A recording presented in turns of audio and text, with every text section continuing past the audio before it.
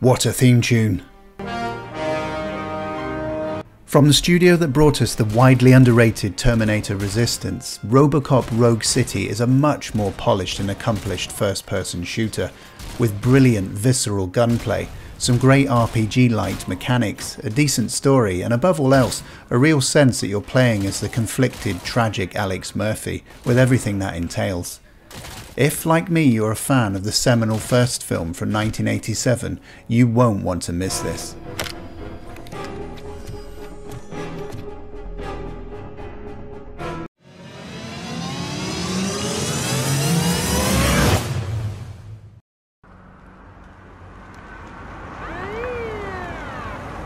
The story begins just after the events of RoboCop 2, with the streets awash with the dangerously addictive narcotic nuke. The police are locked in a hopeless battle with the city's biggest gangs, while their megacorp paymasters OCP sit back and watch it all happen, raking in the profits no matter who wins.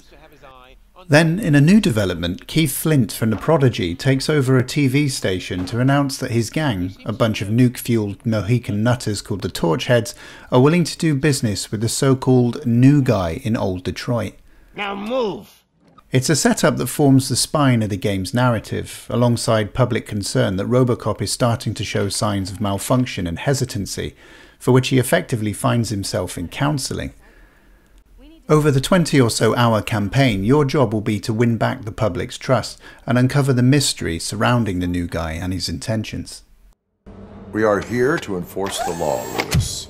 Let us stay focused. Immediately it's apparent to anyone familiar with Teon's previous games that the character models and animation have seen a notable upgrade this time around. We're still some way off Naughty Dog quality, and several of the characters have definitely overdone the Botox in the cutscenes, but words tend to match lip movements more often than not, and there are some fairly convincing facial expressions. That's important here as the story plays a big part in the game, and it can be off-putting to try and have a serious conversation with a blow-up doll. Hey, pretty boy. You sure know how to make an impression on the ladies. It's great to hear Peter Weller's voice again, still sounding sprightly despite only being a few years shy of his 80th birthday. It wouldn't have been right to have had anyone else delivering those famous lines. You can ask the poor sod who tried to do an impression of Arnold Schwarzenegger in Mortal Kombat 11 for details. Weller is joined by an otherwise fresh new cast to take on a number of other iconic roles, including ultimate badass Anne Lewis and the no-nonsense Sergeant Reed. Get back in line! The actress taking over from Nancy Allen as Lewis absolutely nails it, with the perfect blend of sass and sincere, and you'll find plenty more decent vocal performances across the game. The writing is generally pretty good, with plenty of callbacks to the original films, and fortunately there's not a sniff of the completely unnecessary 2014 remake anywhere. More than anything else, this game feels like RoboCop, with a retro future atmosphere that's never looked better or more accurate. Starting in the famous Metro West police precinct, you'll go hunting on the deprived neighbourhood streets, through the old steel mill, train yards, warehouses, and OCP's very own pristine monument to wealth, amongst other places.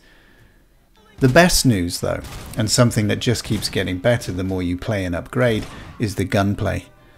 Building on their rock-solid handling model from Terminator Resistance Enhanced, Teon have made blasting perps into chunks an addictive delight, guaranteed to make Paul Verhoeven smile. You can even dial up the gore level purely for aesthetic delight and cause bigger blood splatters, along with improving other stats like reload speed and magazine size.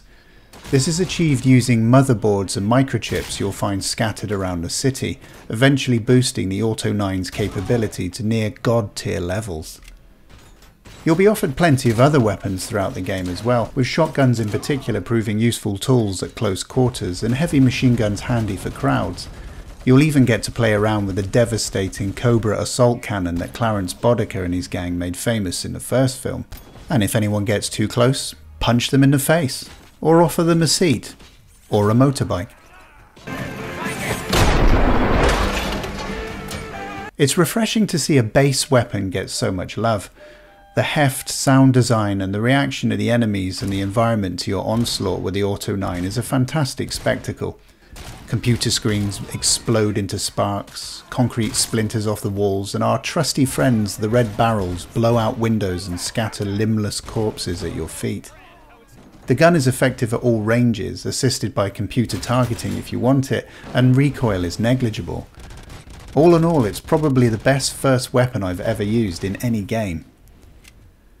Stomping through the environments looking for clues that concern your current case, you'll fill your robo-trousers with incriminating evidence and nuke. Any drugs you sweep off the streets, stolen property you find, or batches of evidential files that you scan rewards you with XP for upgrading several different abilities. There's nothing game-changing here, much less essential, but some extra defensive abilities and increased damage output certainly help as you progress into the later hours of the game. Unusually for a shooter, or any game that has the option for that matter, I elected to play the entire campaign in quality mode instead of choosing the higher frame rate that performance mode offers. I'm still annoyed that we always have to choose between looking good or playing good in many modern games, but in this case the pacing was such that the extra frames don't make as much of a difference as they might normally do. This isn't Doom Eternal. But before anyone worries, and I know this has been a subject of debate since the first previews, I've found the speed of movement to be perfectly judged within the context of the character. This isn't a game about dodging every last projectile, and part of the fun is knowing that you're being hit and laughing it off for the most part. That's not to say that you're invincible. Take enough hits, even relatively early on, and if you don't administer one of the OCP recharges found scattered across the levels, you will go down. As the enemies get tougher, you can step behind cover to reload and get your bearings, and there is the usual click left stick to run option, along with a dash you can unlock and improve with skill points if you get stuck in a tight corner. This becomes useful when you're up against powerful snipers, or dealing with our old friend Ed 209. Yes, don't worry, you'll be seeing plenty of him and his brothers and sisters. You'll even have a chance to compete against one of the famous droids for the most kills on certain levels, which is a great touch. The artists and animators have perfectly captured Ed 209's presence and menace, so much so that I stopped dead in my tracks when I first saw one. Even though they're usually meant to be on your side, there's always that feeling that things will go wrong. The only time I found speed to be a minor issue was during some of the earlier stages when you're looking around the largely empty streets, searching for clues and new crimes to solve. Nice shiny armor, officer. Wanna be my knight? If there's a real problem with the game though, apart from some empty areas, unresponsive NPCs and occasional bugs and glitching, it's a few of the uninspired side quests and the over-reliance on some tired mechanics. The way you'll carry out regular scene investigations hasn't really evolved from Batman Arkham Asylum's model, which has been around for a good 15 years now. You walk into an area, a few things will be highlighted for scanning, so you scan them, and off you go to another predetermined spot. Again, as with Terminator Resistance, Teon offers flashes of what might have been. Occasionally you'll stumble on a note that refers to a person or object, provoking you into looking over areas you might otherwise have ignored. You won't need to be Metal Agatha Christie to work things out, but it's more interesting than being given a bright green blob on your compass and simply being told, "Chase it, Tin Man." Some of the time challenges work well, like defusing a bomb by cutting the correct wires in sequence. Issuing parking tickets or fines, or letting people off, for the menial offences like drinking in the street or littering is a great idea, along the lines of RoboCop 2's "thank you for not smoking" style silliness. But overall, anything not dedicated to the main story feels a bit tacked on at times and often doesn't yield anything in reward. I will not issue a ticket on this occasion. But remember that littering is like dumping negative emotions on others. It spoils the relationship. Let's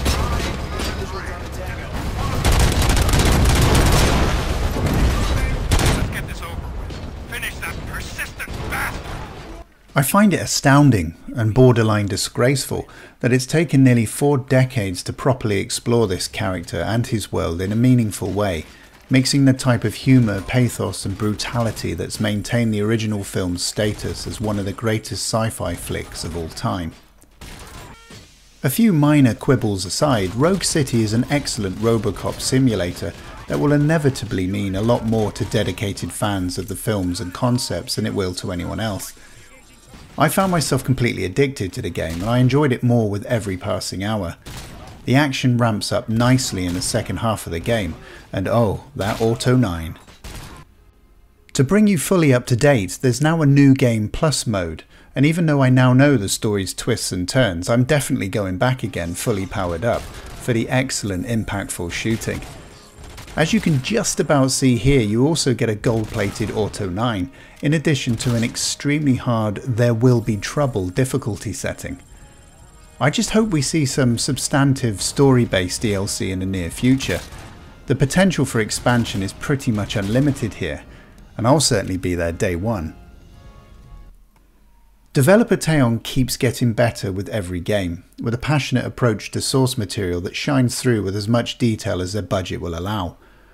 I really hope the success of this game affords them even more time and resources for their next project, whether that be a sequel to Rogue City, another Terminator game, or more likely something completely new.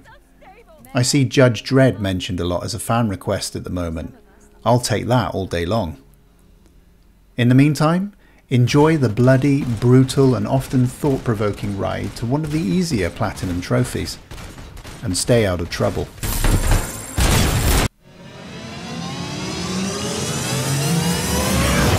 Final score, 8 out of 10. So, what do you think? Have you given this a go? If you're an 80s film fan, Terminator Resistance Enhanced features in one of my other videos for 5 underrated games to try in 2024. Take a look if you haven't already. Otherwise, thanks so much for watching. Punch that like button with an oversized metal gauntlet. Feel free to subscribe, and I'll be back with more video games goodness very soon.